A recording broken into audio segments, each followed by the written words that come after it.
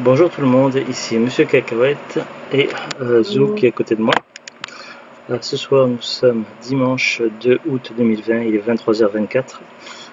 Ce soir le DVD qu'on a vu, donc c'est mon fils qui a choisi, et il a choisi Flight of the Navigator. Alors d'après Wikipédia, le film est connu également en France sous le titre Le vol du navigateur. En gros, ils ont traduit littéralement. C'est un DVD qui est pas tout récent, enfin surtout le film est de 86. Ils nous disent moi, David de 12 ans, roi des étoiles et maître de l'univers. Bon, c'est quand même beaucoup exagéré, puisque le film se passe 99% du temps sur Terre. Alors, d'après le synopsis, aux confins de l'univers, un voyage de plusieurs milliards d'années-lumière. Après 8 ans d'absence, le jeune David Freeman réapparaît brutalement, inchangé tel qu'il était le jour de sa disparition. Par quel miracle? Chargé de l'enquête, des agents du gouvernement découvrent que l'adolescent se trouvait à l'intérieur d'un vaisseau spatial sous contrôle d'une intelligence extraterrestre. D'une galaxie à l'autre, en quête de spécimens vivants pour l'un des eaux de sa planète d'origine, le vaisseau entraîne David dans une extraordinaire odyssée à travers l'espace et le temps. Je suis pas tout à fait d'accord avec Synopsis, alors je finis à lire. Quand le conte de fées et la science-fiction se rencontrent, cela donne Flight of the Navigator, une étonnante aventure fantastique mise en image par Randall Kleiser, réalisateur de Grise et de Cro-Blanc. Bourré d'effets spéciaux high-tech, de sidérantes créatures, le film prend un billet de première classe dans l'exploration de l'univers. Une expérience unique teintée d'humour et de merveilleux. Alors, et c'est un film qui date un petit peu, donc film 86, un film fantastique, comédie familiale, donc tout public. Donc on a David, donc c'est issu d'une famille, donc papa, maman, un petit frère. Voilà, on voit dès les premières scènes un concours de chiens qui essaient d'attraper des frisbees. Et puis donc on a le garçon, donc le héros de l'histoire, donc David, qui part dans les bois. Puis il y a son petit frère qui lui fait une blague, il fait une petite chute, et puis lorsqu'il rentre chez lui, c'est plus ses parents qui habitent dans la maison, et en fait il n'est plus en 78 mais en 80, je sais plus combien. En fait il s'est passé, je crois que c'est pas, je crois que c'est 76, 78, je crois que c'est en 78 que ça commence l'histoire. Et en fait, 8 ans s'est passé. Donc 8 ans écart, 78, 79, 80, 82, 83, 84, 80, 86. 86, oui, c'est ça. Surtout que le film a été réalisé en 86, donc c'est ça. Et donc ses parents ont déménagé. Donc ils tombent sur des inconnus qui l'amènent à la police. Enfin, il y a la police, il y a les médecins qui l'examinent, tout ça. Et il se trouve que c'est le garçon qui avait été porté disparu et considéré comme mort. Donc il est ramené à ses parents, mais il y a assez rapidement une enquête de mener. Les scientifiques l'examinent, et en parallèle, des scientifiques trouvent également un vaisseau extraterrestre qui s'est un petit peu craché. Pas craché, boum par terre, mais qui s'est plutôt vautré, qui est tombé, et qui est incapable de repartir. Et puis évidemment, donc les scientifiques vont garder l'enfant en observation pour essayer de comprendre un petit peu ce qui se passe. Sauf que l'enfant entend un appel à l'aide un petit peu comme une voix intérieure et s'enfuit de là où il est retenu et se retrouve nez à nez avec le vaisseau. Le vaisseau donc est doté d'une intelligence extraterrestre. Donc l'invite à prendre les commandes du vaisseau et du coup ils vont s'enfuir de là où ils se trouvent. Et donc il va discuter un petit peu avec cette intelligence artificielle et David va apprendre en fait.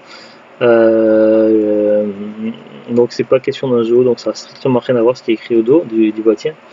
En fait, le vaisseau a été mandaté par une planète extraterrestre.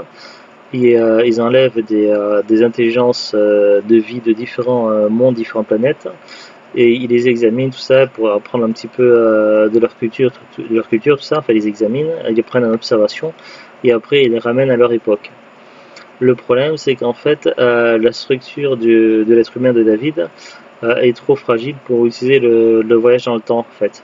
Et donc, l'intelligence artificielle n'a pas préféré prendre de risques, et donc l'a ramené dans le temps réel, donc 8 ans après. Donc David va apprendre à faire connaissance avec cette intelligence artificielle. Il va découvrir également d'autres créatures qui sont à bord, notamment une mignonne petite créature très très très drôle. Et évidemment, il sera tout le temps pourchassé par les scientifiques, tout ça.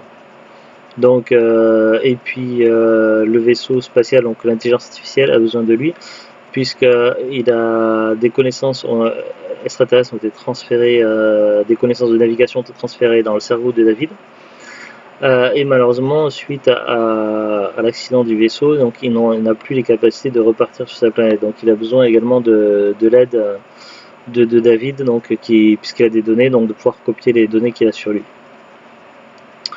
Et David du coup va également apprendre à piloter le vaisseau pour pouvoir rentrer chez lui, sauf que le problème c'est qu'il ne sera évidemment pas à la bonne époque, et il y aura toujours les scientifiques qui vont le traquer. Donc en gros la seule solution pour lui ce serait de remonter le temps.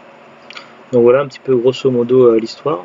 Alors on a évidemment David découvre des choses qui ont changé entre son époque, les 1978 et 1986. Déjà il découvre qu'il y a plusieurs sortes de Coca-Cola, la musique n'est plus tout à fait la même, et plusieurs petites choses qu'il va découvrir, donc et la culture qui aura un petit peu changé. Bon en même temps il s'est passé que 8 ans également. Donc voilà, c'est un film familial, fantastique, plutôt plaisant. Donc c'est un film que je n'ai pas connu dans ma jeunesse, donc c'est vrai que j'ai connu certains films un petit peu dans ce style-là, mais celui-ci je l'avais jamais connu, et du coup donc je l'ai regardé avec attention. J'ai beaucoup aimé le film. Zuglut a bien aimé également. Mon fils également, il a adoré le film. Donc voilà, il n'y a pas grand chose à redire. Il y a évidemment de l'humour, à un moment donné, des petites vannes, tout ça. David rigole avec l'intelligence artificielle, tout ça, qui à un moment donné, lorsqu'il copie des données à partir du cerveau de David, il récupère également des données humaines qui s'approprient, et donc du coup il a un comportement plus humain, l'intelligence artificielle, qui s'appelle Max. Donc voilà, il y a également de l'humour, du fantastique. Donc une petite épopée, tout ça, et ça se passe quasiment tout le temps sur Terre. Donc là, il nous montre de l'espace, tout ça, mais en fait non, en fait. Ce qui se passe dans l'espace, tout ça, durant les 8 ans de l'absence de David, on le verra pas dans le film. On le voit pas dans le film. Pour l'époque, les effets spéciaux sont plutôt bons. Donc voilà, et ça passe encore très bien maintenant. Il n'y a pas d'image de synthèse foireuse comme il y a eu par exemple dans Mortal Kombat 2. Donc non, les effets spéciaux sont vraiment très très corrects pour l'époque. Pas de choix de langue, donc pas possible de voir en VO ou en VOSTFR. Au niveau des menus, on a le film en VF ou regarder les chapitres, donc accéder aux chapitres du film, et c'est tout ce qu'on a. Au niveau de l'interface, c'est vraiment le strict minimum. Le film passe très très bien, donc pas de soucis. Très plaisant à regarder. Pas grand chose de plus à dire là-dessus. C'est un film qu'on avait trouvé acheté dans un Leclerc où il faisait un déstockage. C'était un Leclerc de campagne, vous avez beaucoup de vieux DVD et aussi de vieux jeux vidéo. Et au niveau des DVD, donc c'était un moment où c'était du déstockage, et ils bradaient beaucoup de leurs anciens DVD dans les prix, genre dans les 2€ ou 1,99€, c'est comme ça, je sais plus. Donc du coup on l'avait eu à pas très cher. Après j'ai plus en tête le prix auquel on l'avait acheté. Alors, si on regarde la fiche Wikipédia, donc ils appellent ça Le vol du navigateur, entre parenthèses Flight of the Navigator, film de science-fiction américain de Randall Kleiser, sorti en 86. Au niveau des acteurs, on a Joey Kramer qui joue David Freeman, Paul Rubens qui fait la voix de Max, Veronica Cartwright qui joue Helen Freeman, la mère de David, Cliff DeYoung qui joue Bill Freeman, le père de David, Sarah Jessica Parker qui joue Caroline McAdam, l'employée de la NASA. L'employée de la NASA, tout ça, qui sympathise avec David, c'est Sarah Jessica Parker. Elle était jeune, je l'avais pas reconnue du coup. Matt Adler qui jouait Jeff, le frère de David. Howard Iceman qui joue Dr Faraday. Alors ça c'est marrant, ça, le côté c'est un scientifique, donc on va l'appeler Faraday, comme la cage de Faraday. Évidemment ils ont choisi un nom scientifique pour que ça fasse scientifique. Bon, c'est un petit peu du stéréotype quoi. Robert Small qui a joué Troy. L.B. Whittaker qui jouait Jeff, le frère de David à 8 ans. Et c'était Matt Adler qui jouait le Jeff, le frère de David à 16 ans. Jonathan Sanger qui jouait le Dr Carr. Iris Hacker qui jouait Janet Howard, l'habitante de la maison en 86. Richard Liberty qui jouait Larry Howard, l'habitant de la maison en 86. Raymond Forchion qui jouait l'inspecteur Banks. Cynthia Caquelin qui jouait l'assistance de Banks, Ted Barch qui jouait Brighton, le veilleur de nuit qui a découvert l'Angers, et Julio Oscar Mecoso qui jouait un gars du hangar. Sorti au cinéma aux États-Unis le 30 juillet 86, dans plein de pays, par exemple le Japon le 27 décembre 86. Pour la France, Espagne, Irlande, Suède, Brésil, Allemagne de l'Ouest, URSS, Pays-Bas, Danemark, Pays-Bas, Royaume-Uni, Norvège, Japon, Italie, Australie, Taïwan, Espagne. Non, ils disent pas la sortie au cinéma en France, je sais pas. Il est peut-être sorti directement en cassette vidéo en France. Nomination au Saturn Award du meilleur film science-fiction pour l'Académie des films science-fiction fantastique et horreur. Donc c'est pas mal. Après il y a les musiques, les bandes originales, tout ça. Donc c'est vrai qu'il y a des musiques pas trop mal aussi. Analyse du film, une production d'origine indépendante. Le film est tout d'abord produit par la société Producer Cell Organisation qui met la clé sous la porte alors que la production du film a déjà commencé. Walt Disney rachète lors d'une vente aux enchères ce film, ainsi que d'autres, et termine la production du film. Ah, donc ça pourrait être considéré comme un Disney alors. Mais à la base, ça n'a pas été réalisé par Disney, mais ça a été racheté par Disney. Et du coup, le film a pu être publié grâce à Disney. Du coup, c'est intéressant de savoir.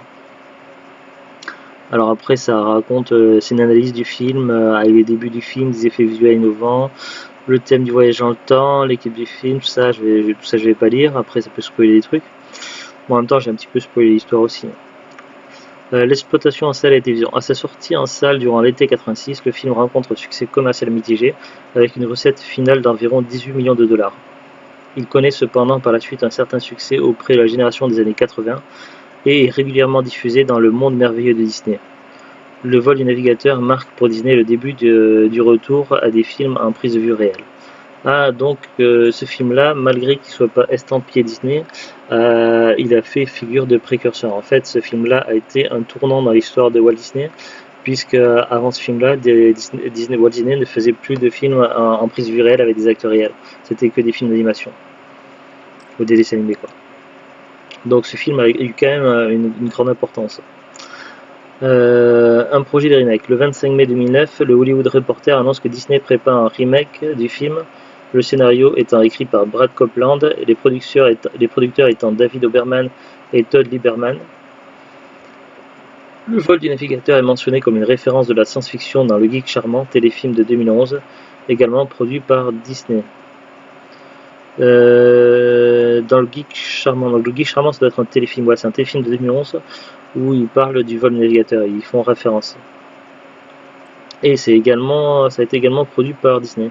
Alors qu'est-ce que c'est que ça, le Geek Charmant? Ça me dit rien du tout. Le Geek Charmant. Dylan Schofield, une adolescente de 16 ans, riche, snob et égocentrique, est la fille la plus populaire du lycée de Woodlands dans l'état de Washington. Elle a tout pour elle, le petit ami le plus cool, les amis les plus populaires, des vêtements et affaires de marque, une grande et belle maison, etc. Dylan n'a qu'un rêve, être couronnée reine du printemps dans 6 semaines. Josh Rosen est un geek cinéphile qui se rêve grand réalisateur. À l'occasion d'un concours de cinéma, Josh choisit Dylan comme sujet pour son documentaire sur la popularité. Quand le sac à main doré de celle-ci atterrit dans la fontaine du centre commercial, Josh y voit sa chance de la convaincre de participer à son film, en sauvant le sac des eaux. Dylan accepte finalement, persuadé que ce documentaire ne fera que l'aider dans sa quête de la couronne de reine de printemps. Mais Dylan et Josh font de leurs préjugés respectifs sur les geeks et les populaires. Ne risque-t-il pas de sortir différent de cette expérience? Dylan arrivera-t-elle à être élue reine de printemps et Josh gagnera-t-il le prix du meilleur film? J'ai jamais entendu parler de ce film-là. C'était sorti en 2011. Voilà, après c'est tout ce qu'il y a sur Wikipédia. Donc après il y a pas mal d'informations, mais ça j'ai pas lu tous les paragraphes. Alors le DVD on l'avait acheté pas cher dans un Leclerc. Si on va sur Amazon, donc Amazon le vend plus depuis longtemps. C'est Fun Kingdom qui le vend sur Amazon. Il a 2 exemplaires, donc il a un exemplaire à 16 € et un exemplaire à 46,98 €, donc c'est vraiment trop cher. Si vous allez sur Rakuten, il n'y a pas beaucoup de vendeurs, mais il y en a un peu plus, il y a 11 vendeurs. Donc là je vois donc 11 annonces. Au moins cher, on peut trouver le DVD 9 sous blister à 2,99 €. Après il faut rajouter 2,99 € de frais de port. Ça fait que le DVD, frais de port compris, à un peu plus de 5 €. sachant qu'il est neuf sous blister et qu'il commence à se faire rare. Ça m'a l'air d'être un prix assez correct. Après peut-être que sur un coup de bol vous arriverez à trouver le DVD pas cher dans un déstockage comme moi, dans un Leclerc ou quoi, ou peut-être dans un os, quoique à mon avis c'est vraiment sur un gros coup de bol si vous arrivez à tomber dessus à os. Il y a peut-être plus de chances de le trouver dans un magasin cash ou en brocante qu'avec un os. Après il est vraiment pas courant quoi. Je dirais pas que le DVD est très rare, mais il est vraiment pas courant à trouver. Mais voilà, c'est un film très sympathique que j'ai beaucoup aimé et que je reverrai à l'occasion sans problème. Voilà. Sur ce, donc je vous dis à très très bientôt, bonne fin de week-end et au revoir.